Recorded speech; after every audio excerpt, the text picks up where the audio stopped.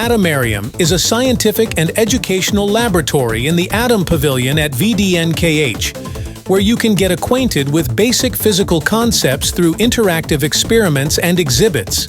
Some of them: a tablet computer that can be used to drive a spy robot, laser strings of musical instruments, 3D mirror screen that allows you to see your double. The Atomarium objects are visual embodiments of many physical concepts. Here, through experiments, you can get acquainted with the basic building blocks of knowledge from various eras. Some of the devices date back to antiquity. For example, the Antikythera mechanism, a complex device with many gears. For more than 2,000 years, it has helped calculate the trajectories of celestial bodies. Or Heron's fountain, demonstrating the principles of hydraulics and pneumatics. Others provide a visual understanding of what waves are, how resonance occurs, how electrolysis works, and how ferromagnetism manifests itself. Complex modern concepts and technologies are also presented in the form of exhibits.